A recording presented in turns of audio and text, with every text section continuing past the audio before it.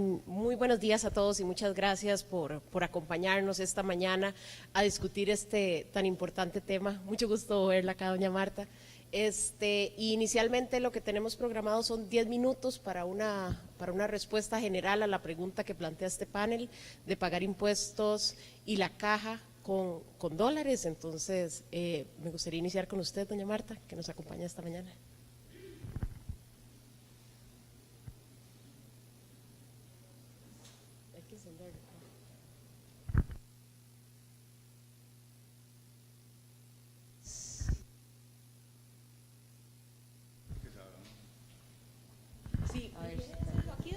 Sí. Perfecto. Bueno, buenos días. Si no hay problema desde aquí, me parece que queda mucho más cómodo. Un gusto saludarlos a todos los que me acompañan acá en el panel. Al profesor invitado, muchas gracias por venir a compartir su conocimiento. Bueno, y a todos los amigos que hoy veo acá sentados. Realmente un tema interesantísimo. Esto debería estar lleno. Y ojalá que se pueda compartir por redes sociales porque realmente me parece que es un tema de muchísimo interés. Solo decirles que les faltó un elemento en mi currículum, ministra de Trabajo y Seguridad Social, y eso de alguna forma me permite señalar que desde el Estado, independientemente del partido político que esté en el poder, una de las funciones prioritarias es quitar las trabas para que los empresarios puedan desarrollar sus actividades de la mejor forma posible. Y debo decirles que lo que uno se encuentra cuando llega al Ministerio de Seguridad Pública, que la Caja Costarricense de Seguro Social, y bueno, y ahora desde Mideplan, que tal vez la función es mucho más amplia, cuando uno le agrega el apellido y política económica, lo que se puede señalar claramente es que si no fuera por los empresarios y por los exportadores, ¿de dónde sacaría el país los impuestos para poder pagar todos los salarios de un sector Estado que no produce? En su mayoría no produce. La producción y los ingresos de un país están sentados sobre las bases de los empresarios. Y la verdad, debemos ser honestos en que nuestro país se dedicó a establecer y legislar con trabas absurdas a los empresarios. Y cuando uno ve este tipo de proyectos, don Daniel, de verdad que uno dice y le da gracias a Dios que hay personas como usted que realmente están viendo por el interés del país. Este tipo de proyectos, sin lugar a dudas, viene a quitar esas trabas que parece increíble.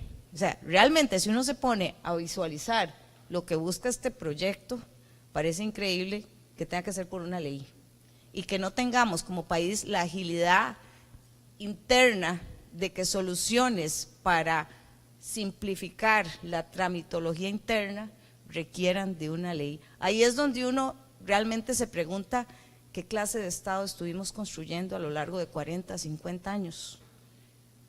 Y cuando uno ve incluso pagar impuestos y la caja, y de verdad, ¿por qué lo separamos? ¿Por qué nos cuesta tanto reconocer que lo que cobra la caja son impuestos? La Sala Constitucional dice para fiscales, es lo mismo, o sea, en resumen, son impuestos. Y en estos procesos donde, de ahí sí, usted lo dijo muy bien, don Daniel, ¿quién se queda con la ganancia en esos intercambios de dólares o de monedas? No es el empresario y tampoco es el Estado, son otros. La parte financiera que realmente el Estado costarricense se ha dedicado por años a fortalecer la parte financiera, donde son muy pocos los que ganan, pero muchos los que pierden. Y yo realmente aplaudo este proyecto, don Daniel, ojalá que tenga avances. Realmente como ciudadana, más que como ministra y como expresidenta de la Caja, la Asamblea Legislativa le ha quedado debiendo mucho al país. Y creo que, y espero que este proyecto realmente avance de la mejor forma posible, pero en el entendido que esto es un proceso que lo que busca es seguir quitando trabas para quienes llevan la parte más compleja, que son los que producen en este país, los empresarios, vean realmente un Estado que, colaborador entre los dos, busca satisfacer las necesidades del pueblo costarricense. Yo hoy les puedo decir, creo que con toda la autoridad, que tenemos todos los insumos para ser un país con altísimos elementos de desarrollo y sobre todo desarrollo humano, que a veces es donde flaqueamos porque faltan recursos, pero son recursos que se han ido desviando de forma realmente irregular y que tenemos que ir recuperando. Nuevamente insisto, aplaudo este proyecto, don Daniel, y yo creo que de eso se trata una asamblea legislativa que realmente se preocupe por el desarrollo y el bienestar de un país. De estas iniciativas donde el productor, el empresariado, sienta que el país le va acompañando a que sus actividades cada día sean mejores, más eficientes y por supuesto que el cobro de impuestos también sea lo mejor posible. Si nosotros damos las herramientas, también vamos a poder exigir mucho más. Y de verdad que espero el día donde Costa Rica pueda vender sus productos y con que el sello esencial Costa Rica sea valorado en el mundo por el respeto al pago de impuestos, pero sobre todo al pago eficiente de una seguridad social, donde sí finalmente logremos una universalización del seguro social a toda la población, que lo podemos hacer, sí, pero también tenemos que ayudar a que el empresario pueda trabajar tranquilamente y que todos estemos sumamente orgullosos de que contamos con un Estado que apoya la producción nacional y que deja esa obsesión por ser un obstaculizador. Así que muchísimas gracias, y a todos los que hoy están acá, gracias, porque eso demuestra su interés positivo y nacional de que las cosas pueden cambiar para mejor. Muchas gracias.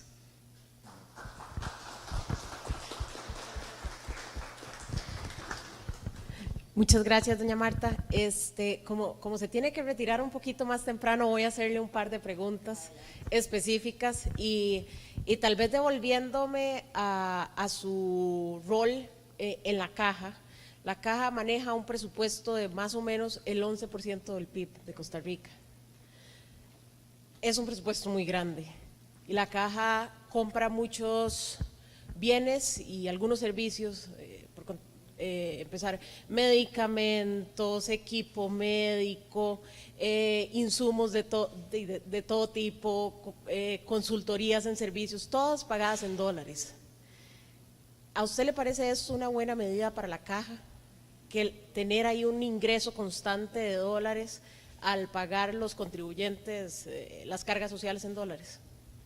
Bueno, esa es una excelente pregunta partiendo de este proyecto de ley, porque al final de cuentas lo que genera ese intercambio, vamos a lo mismo, alguien en el medio, que es la parte financiera, es la que gana.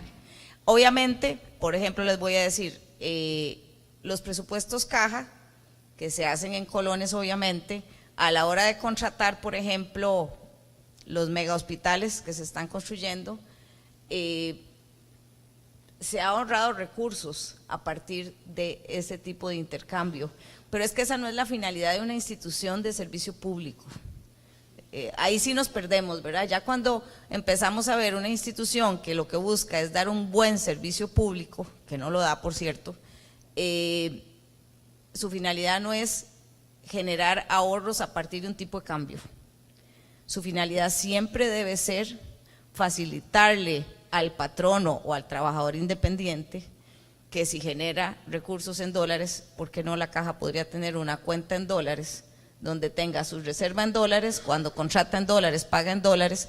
De hecho, uno de los reclamos medulares y donde incluso tuvimos empresas constructoras que se retiraron, ustedes no se imaginan lo que es que una empresa después de 4 años de un proceso diga no puedo seguir porque el esquema que se propuso para reajuste de precios, sumamente complejo por la ley de contratación, yo creo que ya eso se reformó o estaba muy cerca de tenerlo resuelto, se retiró y nos dejó botada una obra, me parece que fue el área de salud de Orotina, que era la primera que tenía que salir con el fideicomiso del BCR, y perdimos por lo menos un año para volver a retomar el tema y ahora contratar una empresa con un diseño que puede ser que diga, no me gusta ese, voy a replantearlo, y eso nos sigue atrasando dar un buen servicio de salud.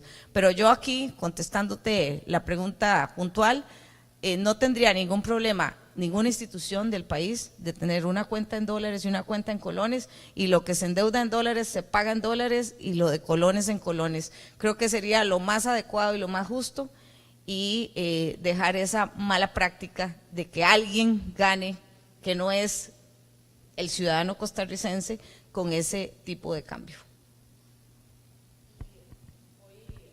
Otra pregunta, esta más con su sombrero de ministra de Mideplan. Este proyecto recientemente presentado podría ser un buen candidato para una vía rápida. ¿Usted lo considera que sería un buen candidato para hacer una vía rápida aquí en la Asamblea Legislativa y aprobar este proyecto cuanto antes?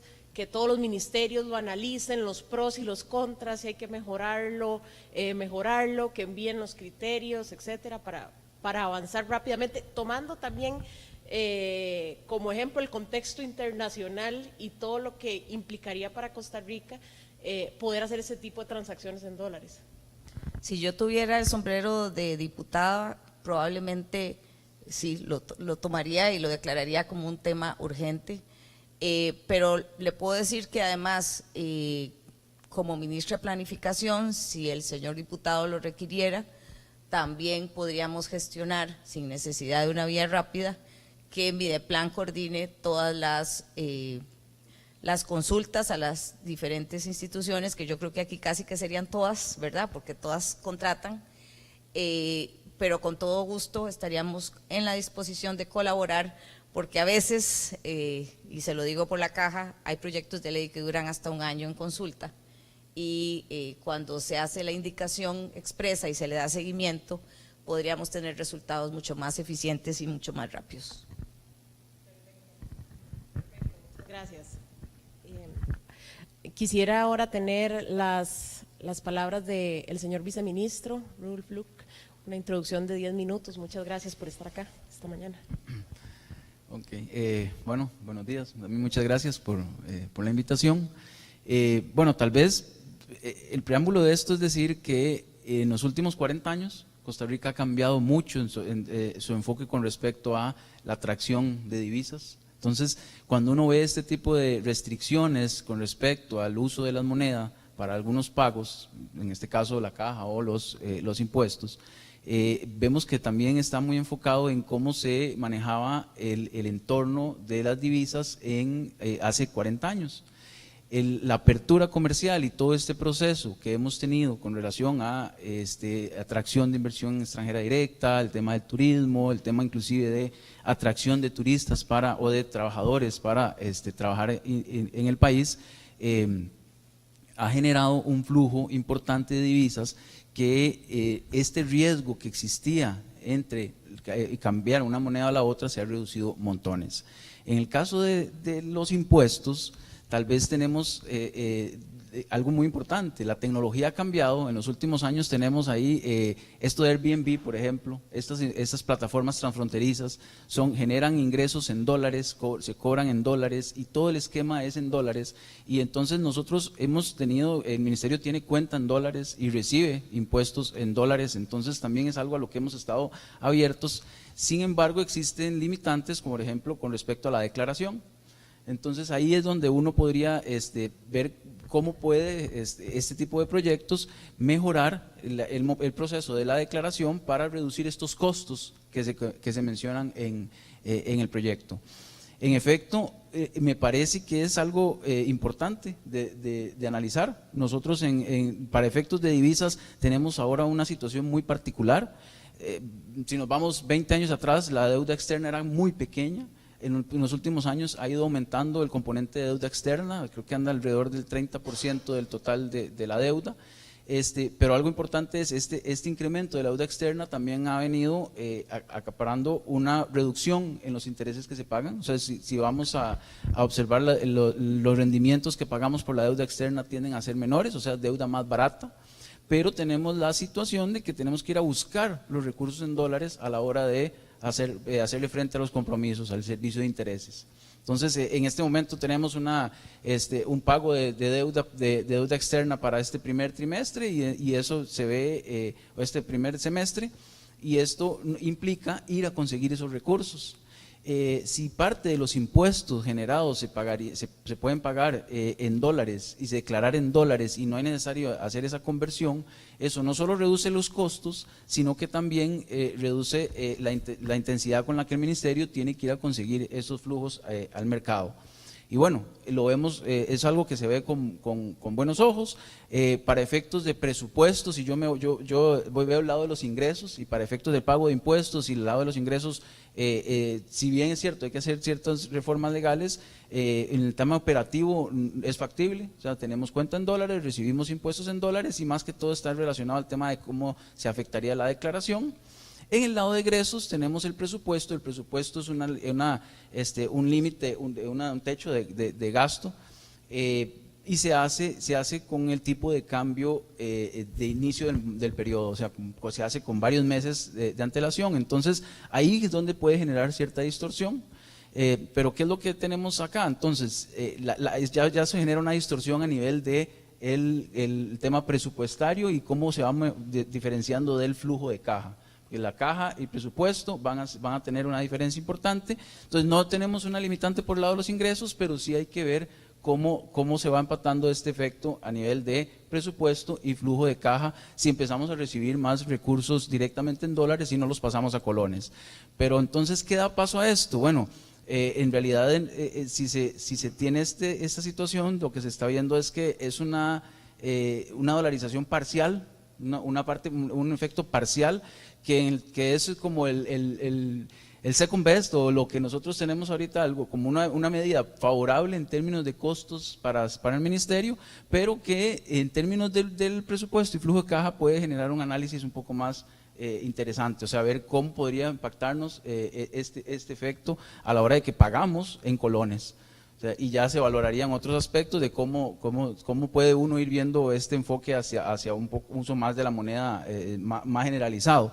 Pero en el fondo, para el Ministerio de Hacienda y para efectos de costos de los recursos es algo favorable y algo que en realidad no estamos tan lejos de esto. En otras ocasiones se han planteado proyectos similares y uno de los temas es que hay una reforma legal que hacer y dependemos de esa reforma legal para poder hacer el tema de las declaraciones, que es tal vez el punto más relevante en este momento.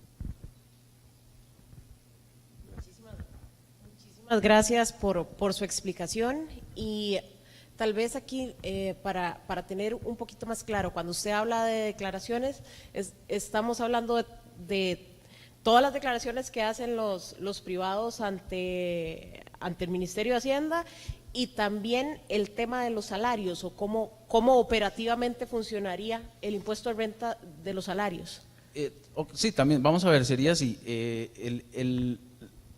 por ejemplo, en la factura se puede facturar en cualquier moneda, pero la declaración, y también en renta, la declaración, o sea, pueden ser los ingresos en dólares o en cualquier moneda, pero la declaración se hace el tipo de cambio de ese momento. Entonces, esa es la diferencia. Nosotros no podemos permitir esa declaración en cualquier moneda por un tema normativo. Pero en realidad recibir los recursos y tener una cuenta en dólares sí es totalmente factible y se puede hacer en cualquier moneda. Es el tema de la declaración y la proyección de ingresos, por ejemplo, que se certifica para efectos de presupuesto con la Contraloría. Entonces ahí es donde está el tema por el lado del presupuesto, más que todo. Ok, y le hago la consulta porque muchas empresas transnacionales que se instalan en el país, tal vez en algún tipo de régimen de zona franca o algún régimen especial, llevan casi que toda su contabilidad en dólares. Y entonces el 15 y el 30 de cada mes, o antitos, tienen que salir corriendo a cambiar colones para pagar lo correspondiente de la caja y de renta de algunos trabajadores. ¿En ese caso le generaría alguna distorsión adicional al Ministerio de Hacienda? Ok, vamos a ver, en realidad aquí sería quién asume ese riesgo cambiario. Entonces, en este momento, cuando llegan a cambiar los dólares a colones porque tienen un pago de impuestos, se observa un efecto, por ejemplo, generalmente en Monex, en el mercado cambiario. Entonces, en este caso, la diferencia sería, no, se va a pagar, no se genera ese efecto en ese momento, se va a pagar al ministerio directamente en dólares, entraría a la cuenta en dólares, pero el ministerio debiera de gestionar, como lo hace hoy en día, sus recursos para tratar en los momentos que necesite hacer pagos en colones, o como este caso que les mencionaba, de un pago fuerte de deuda en dólares, entonces gestionar sus recursos para ir a conseguir los necesarios en ese punto. Entonces, básicamente lo que estamos haciendo es trasladando un poco el riesgo en ese momento a una gestión de la parte de Hacienda en el momento en que necesite los recursos. A mí a veces me gusta ver este caso en los casos extremos, o sea, claramente en este momento, por ejemplo, es algo muy apropiado, porque estamos ocupando recursos para hacer frente a la deuda externa, que es una deuda más barata, y entonces eso reduciría nuestros costos. Pero si uno se va al caso extremo, como en matemática, vamos viendo qué pasa si todo el mundo empieza a pagar sus impuestos en dólares y se empieza a masificar. Bueno, ahí tal vez el tema presupuestario y de flujo de caja sea más complejo para el ministerio, y entonces o les trasladamos un riesgo mayor, y eso sería lo que hay que valorar cómo se estructura. Muchas gracias por sus claras explicaciones. Don Jorge, muchas gracias por acompañarnos hoy, esta mañana, y me gustaría que nos dirigiera unas palabras sobre este tema tan importante que estamos conversando. Muchas gracias. ¿Cómo puedes ordenar eso? Cerquita, Claro, sí. claro, por supuesto. Un par de aclaraciones previas. Una es que yo estoy aquí hablando a título personal. Soy miembro de la Junta Directiva del Banco Central, pero no tengo ni autorización ni deseos de hablar a nombre del Banco Central. Esa es la primera aclaración. La segunda es que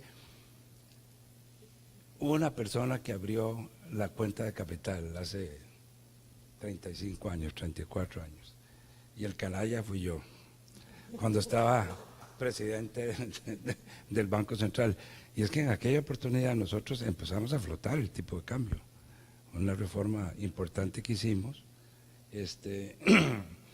y el tipo de cambio más bien empezó a caer, porque en esos momentos había más afluencia de dólares que demanda. Habíamos hecho nosotros un ajuste macroeconómico importante con la ayuda del Fondo Monetario Internacional y bueno, esa fue la realidad cambiaria en esos momentos. Mis asesores en aquella oportunidad me dijeron, mira, aquí la única forma es abrir la cuenta de capital para que la gente pueda sacar y meter libremente monedas extranjeras a este país, y lo hicimos. Y después, cuando yo terminé en el Banco Central, el proceso de flotación que yo había hecho fue suspendido otra vez por las mini devaluaciones, pero nunca se cerró la cuenta de capital, ¿verdad? En ese sentido.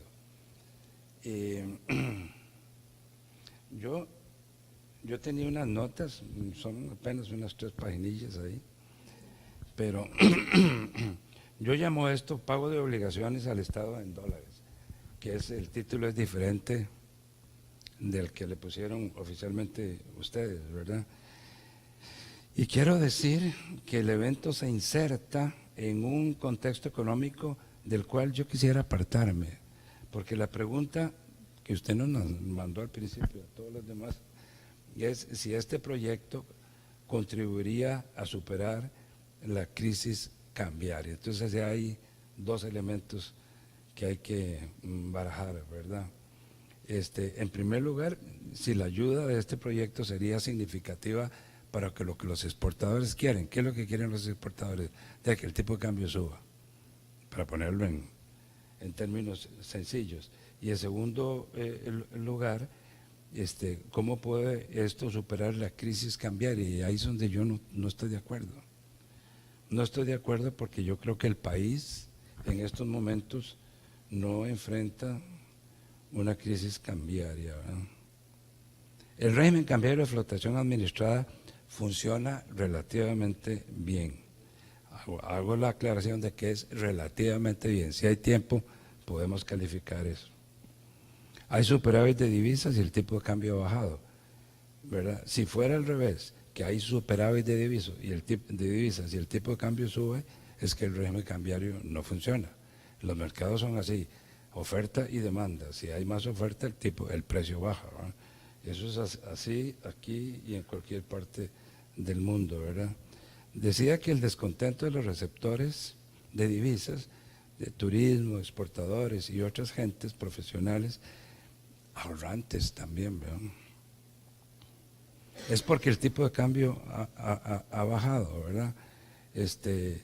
Y yo lo que digo aquí es que el tipo de cambio habría bajado con cualquier régimen cambiario, ¿verdad? De una manera directa o indirecta. Si tuviéramos un tipo de cambio fijo por el Banco Central, ahí lo que sucedería es que el Banco Central es el que asume el riesgo cambiario, estaría comprando en colones una cantidad de dólares, ¿verdad? Entonces aumenta la masa monetaria y después tiene que absorber ese flujo de liquidez, y entonces al Banco Central se le complica con las minis también, ¿verdad? Y entonces habría que estudiar cuáles son las causas relacionadas con la oferta y demanda de divisas, ¿verdad? A mí me parece que esto es materia de un seminario completo, ¿verdad? Porque hemos visto en la prensa gran cantidad de artículos, la mayoría de los cuales dicen que el canalla, ya en este caso no soy yo personalmente, sino es el Banco Central, ¿verdad? Yo tengo para mí que tanto el régimen cambiario como la política cambiaria se podrían y deberían ser mejoradas, ¿verdad? No estoy seguro que este proyecto de ley le vaya a dar a los exportadores y a los del sistema de atracción de turismo la respuesta que ellos están esperando. A mí me parece que es muy poca. No es que no los ayude, muy poquito, pero ese no es ahí no está el kit de la cosa, ¿verdad? Espérate porque aquí se me...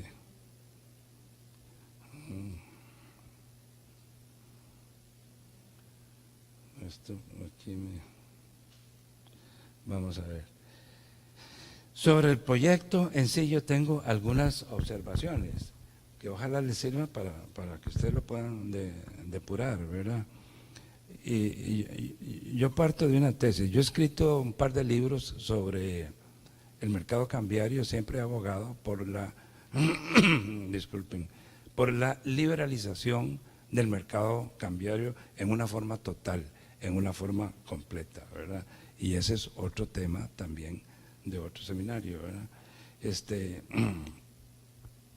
Parto del principio de que los costarricenses deberían tener el derecho de escoger la moneda de su preferencia. Eso lo dijo Milei en una entrevista que le hicieron en CNN en español, ¿verdad? Y así lo dijo claramente. A mí me parece que yo no tendría objeción con eso.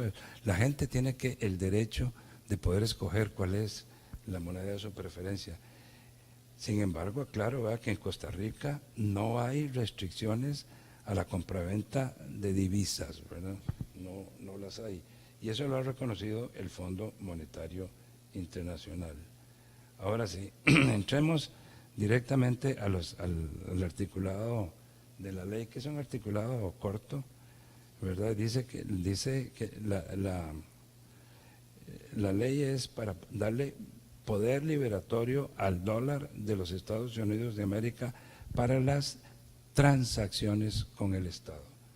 Bueno, lo que la ley actual dice, la ley orgánica del Banco Central, es que el Colón tiene poder liberatorio absoluto, pero no es tan amplio como para las transacciones con el Estado. Dice para pagar las deudas pecuniarias entre particulares o incluso con el Estado, ¿verdad? dice que sirve para liquidar toda clase de obligaciones pecuniarias, tanto públicas como privadas, ¿verdad? El término transacciones con el Estado a mí me parece que es un término muy amplio. Yo les recomendaría a la gente de aquí de servicios técnicos que analicen, ¿verdad?, si lo que conviene poner son las obligaciones pecuniarias con el Estado, más que transacciones. Lo dejo ahí para que lo analicen ustedes ahí, ¿verdad?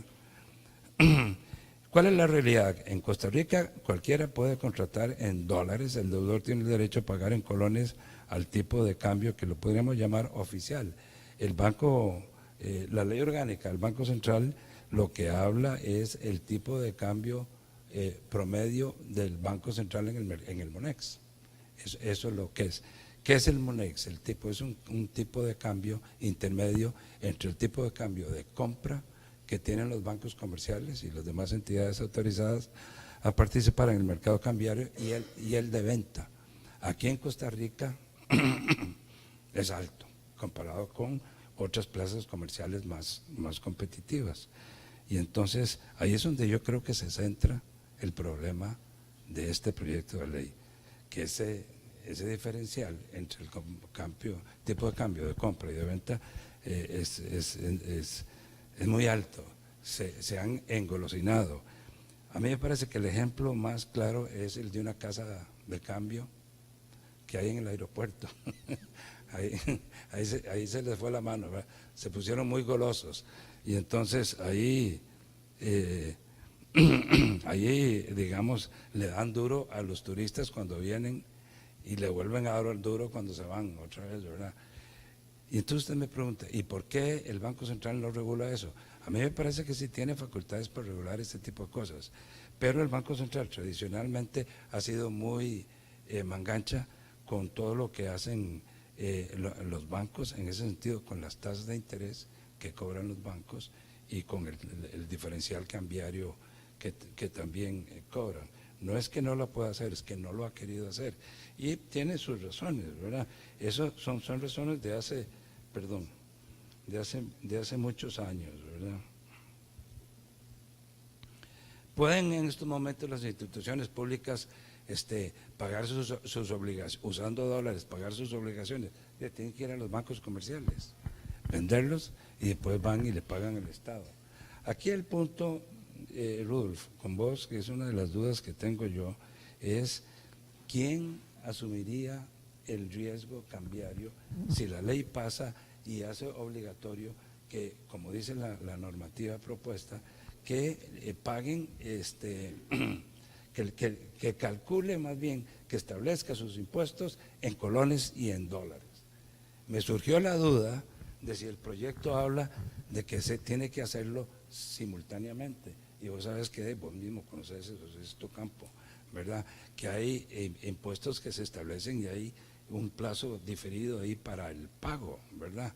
Por ejemplo, en el caso digamos, cuando hay que hacer declaraciones de los ingresos que perciben las personas por alquiler de casas, apartamentos, edificios y cosas de esa naturaleza, ahí ustedes hacen la conversión prácticamente diariamente. Y en el momento que se pone cuál es el alquiler, ahí se ponen ustedes, ponen el tipo de cambio en ese momento del día. Yo presumo que ese tipo de cambio es el tipo de cambio de Monex, ¿verdad? Que es el intermedio entre la compra y la venta. Entonces, bueno, ya me puse a pensar, ¿verdad? La Caja del Seguro Social. La Caja podría participar en Monex y comprar un tipo de cambio más barato, ¿verdad? Entonces ahí ustedes algo se ganan sin necesidad de modificar la ley, ¿verdad? Y entonces, pero también así podrían hacer todos los exportadores. Todos los exportadores pueden hacer lo mismo. Muchos lo hacen, no crean que no, ¿verdad? Se matriculan en el MOLEX, satisfacen los requisitos establecidos ahí de carácter reglamentario y pueden participar en la compra y venta de divisas. Y a mí me parece que está bien que eso funcione así. Déjame ver qué otra cosa tenía. En la actualidad, el Ministerio de Hacienda, lo que la normativa dice, sí, es que el Ministerio de Hacienda va al Banco Central a comprarle las divisas cuando tiene que pagar deuda externa. ¿De dónde agarra el Banco Central las divisas? De sus reservas. Hubo una época, ¿verdad?, después de la pandemia, que el Banco Central andaba chingo de reservas, ¿verdad? Y entonces ahí la situación estaba más complicada. En estos momentos el Banco Central tiene suficientes divisas, ¿verdad? Es una cantidad de más de 14,000 millones de dólares en reservas, ¿verdad? Y ahí hay toda una discusión de si tiene demasiadas reservas o no. El Fondo Monetario y la OCDE le han dicho, oiga, llévela suave con la compra de reservas porque está pasando de lo que se necesita para participar en un régimen cambiario que la ley le establece que el tipo de cambio sea determinado por oferta y demanda en el mercado, no por el Banco Central, ¿verdad? Y entonces uno se pregunta siempre, ¿para qué quiere el Banco Central tantas reservas, ¿verdad? Si la idea es que más bien el tipo de cambio sube y baja de conformidad con la oferta y demanda de divisas. Otra crítica que se le ha hecho también es que no hay suficiente movilidad en el tipo de cambio, variabilidad, para que refleje con más propiedad los digamos, la oferta y demanda de divisas. ¿Y por qué eso es importante, que sea así libre? Porque el tipo de cambio es un precio general que de una manera va a afectar dos cosas muy importantes: el precio y las demás cosas que están de alguna forma relacionadas con el comercio internacional, pero las ventajas relativas de los distintos bienes y servicios que se producen en el país. Y eso me parece a mí que es fundamental para que el sistema de precios funcione adecuadamente, ¿verdad? También dice ahí el proyecto, dice que el precio, espérate porque si no, no veo. Veo su mano que es muy bonita, pero me impide aquí ver esto.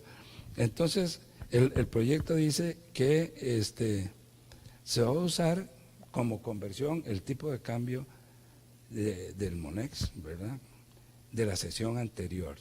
Y entonces aquí, Rudolf, es donde ustedes tienen que ponerse vivos a ver quién va a asumir la deuda cambiaria. Supónganse que estamos entrando en un periodo de alta volatilidad en el tipo de cambio. La gente se asusta, ¿verdad? El Monex dijo el día anterior, dijo que tal cosa y fijó un tipo de cambio. De pronto cambian las expectativas, la gente se alborota y el tipo de cambio podría subir o bajar. Y entonces ahí me parece que en estos momentos la situación hay que afinar eso, porque el principio general que yo sustento es el siguiente: Hacienda cobra en colones, Hacienda no debe perder, es un principio de derecho público, no debe perder Hacienda ni correr riesgos más de los que tiene. En estos momentos ustedes están tranquilos, ¿por qué? Porque tienen una deuda, ¿verdad? Si tienen dólares, ustedes las pueden guardar, pueden tener una cuenta en el Banco Central, y si no tienen los dólares para pagar obligaciones externas, el Banco Central las suple de su reserva, ¿verdad? Pero no hay una norma clara interna en el Banco Central que diga que el Banco Central tiene que reponer esas reservas que le dieron a ustedes para no alterar el tipo de cambio, que eso que es muy importante, y eso no lo ha cumplido el banco, a veces se pasan meses y así. Y entonces alguna gente dice, el banco lo que está actuando, me parece a mí, es como un gran CNP con los granos, ¿verdad? Compraba en las épocas de abundancia y vendía cuando escaseaba el producto. Y en realidad eso no está en la filosofía de un mercado cambiario de oferta y demanda libre, ¿verdad? Ahora, otra confesión tengo que hacerles. De aquí ustedes me van a linchar, supongo, pero la otra confesión es esto: cuando yo fui presidente del Banco Central y liberamos el mercado cambiario, lo liberamos, el Banco Central andaba malísimo de reservas y tenía muchas pérdidas de operación por todas las transacciones que en el pasado le tiraron que el Banco Central asumiera deudas del sector privado y les vendiera a tipos de cambio preferenciales en aquella época de la crisis. Eso emana desde la crisis de los 80 con el expresidente Carazo. Y cuando se modificó la ley, yo fui el que establecí, como el Banco Central tenía muchas obligaciones y muchas pérdidas, el déficit total consolidado del Banco Central era muy alto, altísimo. Entonces yo dije, no, nosotros no podemos pasarle todo el diferencial cambiario, porque nosotros fuimos los que autorizamos a los bancos e entidades financieras para que participaran en el mercado cambiario a riesgo y por cuenta propia. Así lo establecimos. Pero el Banco Central lo esclavó con un 25%, ¿verdad? En esa oportunidad. Ya hoy día que las cosas han cambiado, a mí me parece que es muy claro que es un impuesto que le pone el Banco Central, no con el título o el nombre legal de impuesto, pero en la práctica sí lo es, ¿verdad? Es un canon que cobra el Banco Central por la participación de las entidades autorizadas para participar en el mercado de divisas, ¿verdad? Y entonces, yo creo que eso a futuro se tiene que reconsiderar, se tendría que ser, podría ser diferente, ¿verdad? ¿Con qué termino yo? Diciendo que yo creo que lo mejor es mantener un tipo de cambio flotante, ojalá mejorando las limitaciones actuales y con la menor intervención posible por parte del Banco Central. Eso podría ser un sustituto aceptable a la dolarización de jure, ¿verdad? Pero también a mí me hubiera parecido que con todos estos problemas de quién asume el riesgo cambiario, incluso el propio Estado podría asumirlo en determinadas circunstancias, entonces el asunto se compleja. Y el último comentario que quiero hacer es el siguiente: yo nunca he estado ni a favor ni en contra de la flotación de jure. Eso lo sabe Luis porque lo hemos conversado en alguna oportunidad. No tengo una opinión definida ni en contra ni a favor. Es un régimen cambiario que ha funcionado bien en Ecuador, en El Salvador, funciona en Panamá y en otros países. Hay un país africano que también funciona. Aquí en estos momentos el problema que yo veo es esto: en algún momento tiene que pasarse una ley que diga cuál va a ser el tipo de cambio para que los costarricenses y las empresas conviertan sus activos en dólares, en monedas extranjeras, que conviertan sus colones, la moneda nacional, a la moneda extranjera. ¿Cuál va a ser el tipo de cambio? Hoy día es un tipo de cambio que no lo favorece. Por circunstancias especiales, el tipo de cambio está en un periodo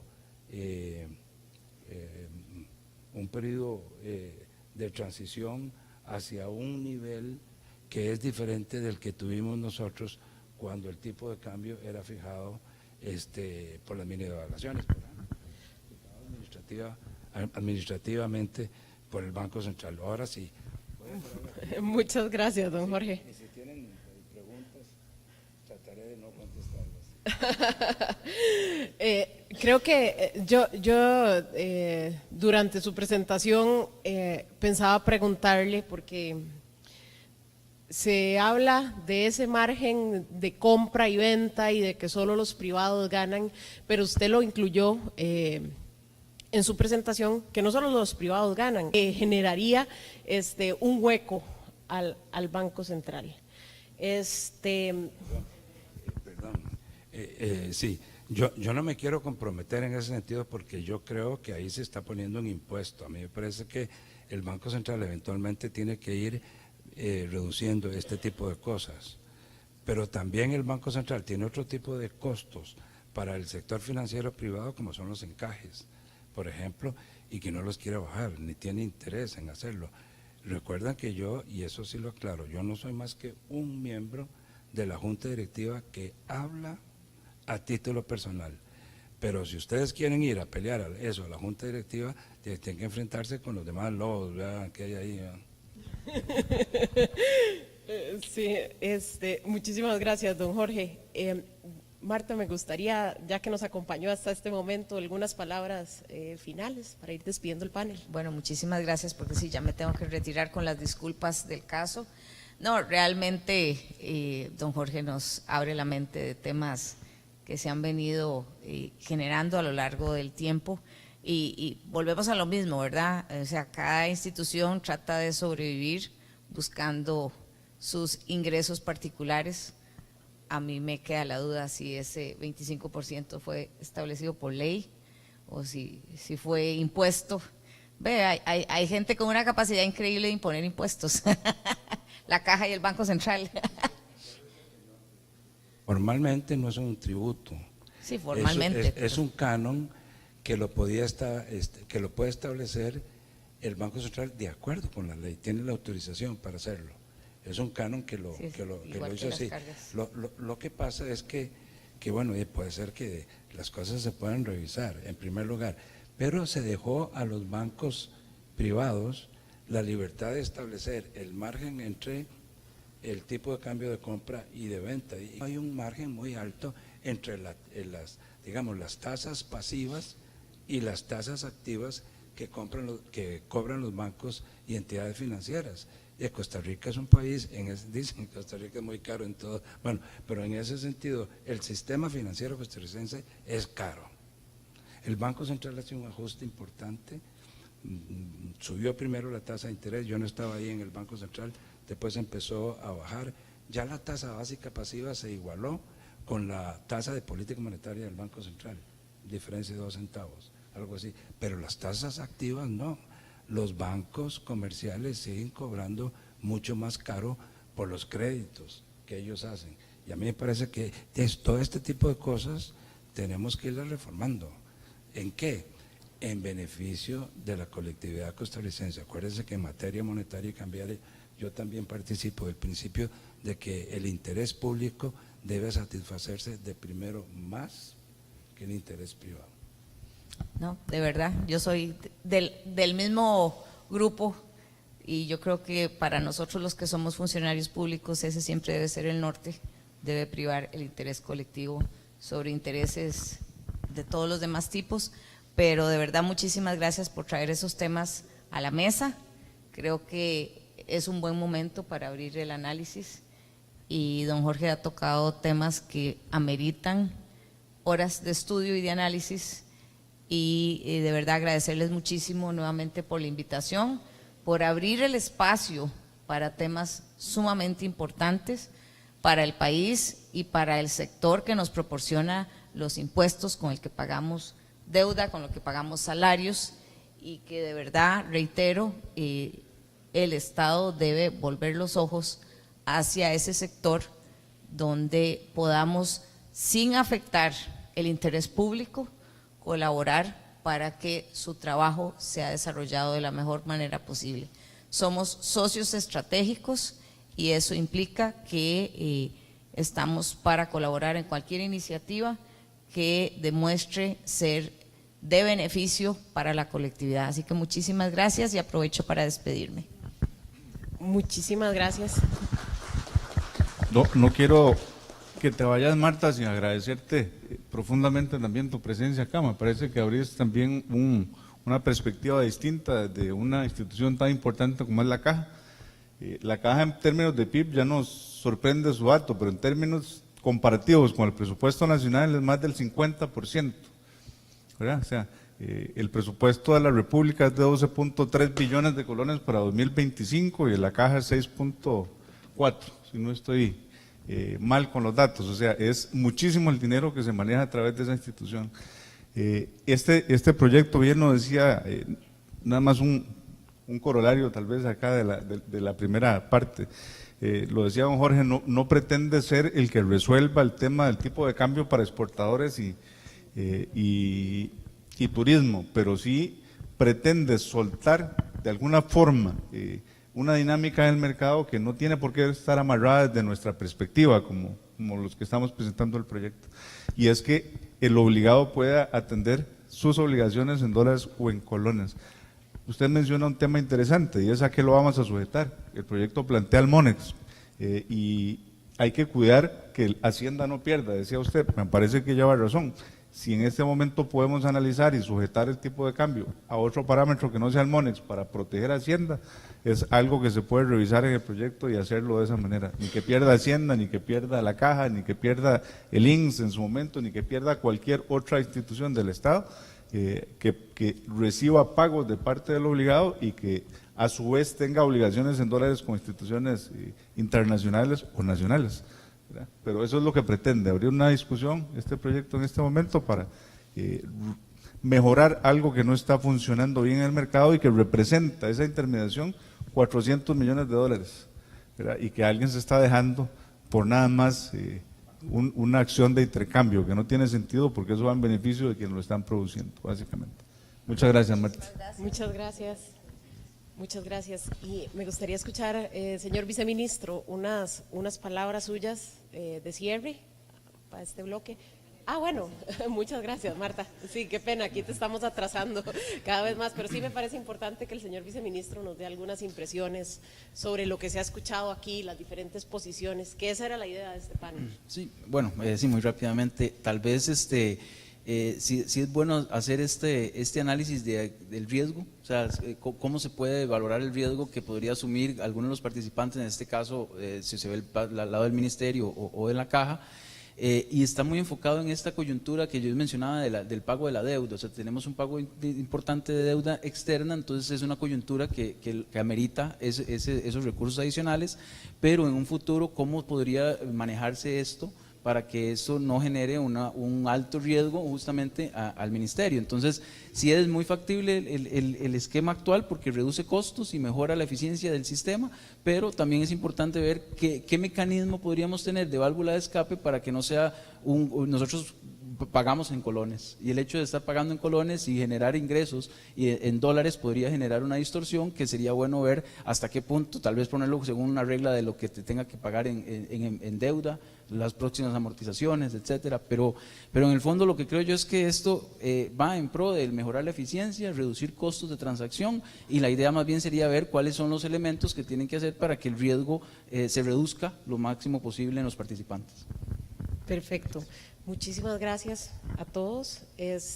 Ha sido bastante esclarecedor y bastante interesante la conversación, y de nuevo estamos a la orden para conversar más el proyecto y para discutirlo y mejorarlo, y creo que don Daniel el señor diputado ha sido un visionario y un fiel creyente de que Costa Rica puede ser un país más eficiente y que la empresa privada es la que genera ese bienestar y esos recursos, y que hay que facilitar quitando trabas, y si el uso de la moneda es una traba, hay que facilitarlo.